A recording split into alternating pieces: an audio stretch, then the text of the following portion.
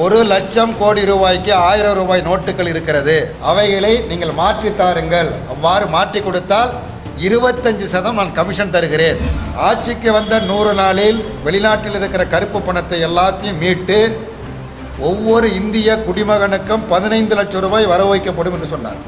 ஹோட்டலுக்கு சாப்பிட போனால் சில்லறை இருக்கா, சில்லறை இருந்தால் சாப்பிடு, 500 ரூபா வச்சுருந்தா சாப்பிடாது ஹோட்டலில்.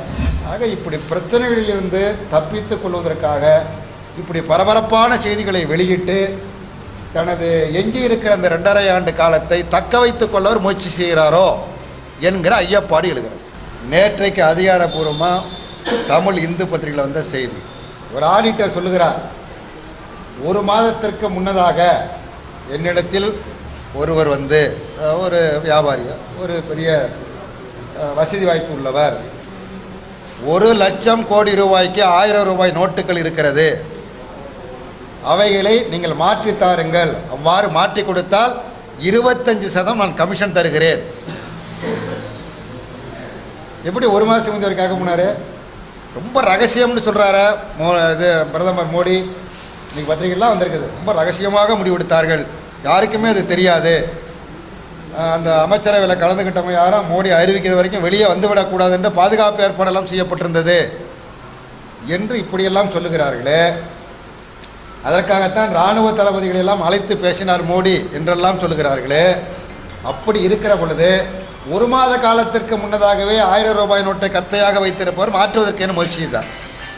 ஏதோ ஒரு வகையில் இது தெரிஞ்சு தானே அந்த முயற்சி மேற்கொள்ளப்பட்டிருக்கிறது.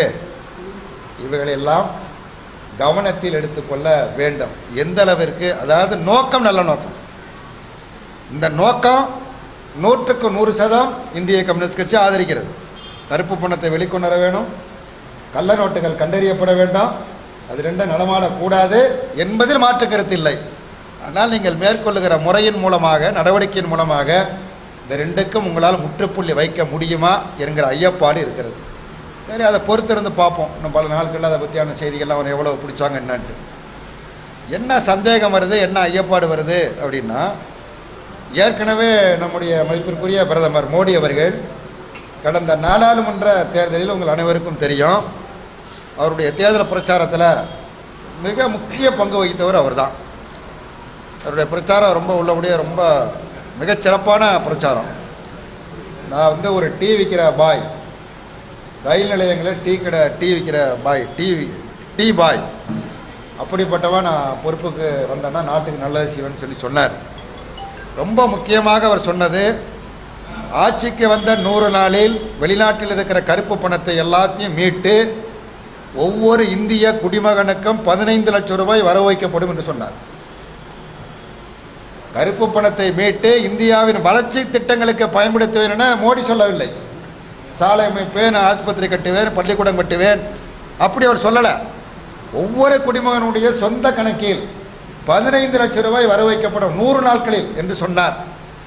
2.5 ஆண்டுகள் முடிந்து விட்டது. இந்த 15 லட்சம் எங்கே என்று மக்கள் கேட்டுவிடக்கூடாது என்கிற நோக்கத்தில், அதே மாதிரி ஒவ்வொரு ஆண்டும் இத்தனை கோடி பேருக்கு வேலையளிக்கப்படும் என்று சொன்னார், அதுவும் நடைபெறவில்லை. விலைவாசி குறைக்கப்படும் என்று சொன்னார், அதுவும் நடைபெறவில்லை. ஆக இப்படி பிரச்சனைகளிலிருந்து தப்பித்துக் கொள்வதற்காக இப்படி பரபரப்பான செய்திகளை வெளியிட்டு தனது எஞ்சி இருக்கிற அந்த 2.5 ஆண்டு காலத்தை தக்க வைத்துக் கொள்ளவர் முயற்சி செய்கிறாரோ என்கிற ஐயப்பாடு எழுகிறது. நோக்கம் நல்ல நோக்கம்தான், நான் நடைமுறைப்படுத்துவதிலும் இருக்கிற பிரச்சனைகள் இவ்வாறெல்லாம் இருக்கிறது. சரி, அது எப்படி, அதனுடைய முடிவுகள் எப்படி இருந்தாலும் முதற்கட்டமாக திரும்ப திரும்ப வலியுறுத்தி கேட்பது, சாதாரண மக்கள் எந்த வகையிலையும் பாதிக்காத வகையில் அவர் வைத்திருக்கிற அந்த 500 ரூபாய் 1000 ரூபாய் நோட்டுகளை அவர்கள் மாற்றிக்கொள்வதற்கு, அவர்கள் மாற்றுகிற இடம் எங்கே? மளிகை கடை. அவர்கள் மாற்றுகிற இடம் இது பால் கடை. அவங்க மாற்றுகிற இடம் வந்து ஹோட்டலு, டீ கடை. இங்கே தான் ஹோட்டலுக்கு சாப்பிட போனால் சில்லறை இருக்கா, சில்லறை இருந்தால் சாப்பிடு, 500 ரூபா வச்சுருந்தா சாப்பிடாது ஹோட்டலில். அங்கே போய் பெட்ரோல் பங்கு இருந்துக்கிட்டு 200 ரூபாய்க்கு போடுங்க, பாக்கி சாப்பாட்டு செலவுக்கு வேணும் அப்படின்னா 500 ரூபாய்க்கும் போட்டுக்க. ஆஸ்பத்திரியில் முடிச்சோன்னா என்ன செய்யுது? சாதாரண மக்கள் அந்த பாதிப்பிலிருந்து இன்னும் மீளவில்லை. அந்த பாதிப்பிலிருந்து விடுவிப்பதற்கு உடனடி நடவடிக்கைகளை மேற்கொள்ள வேண்டும்.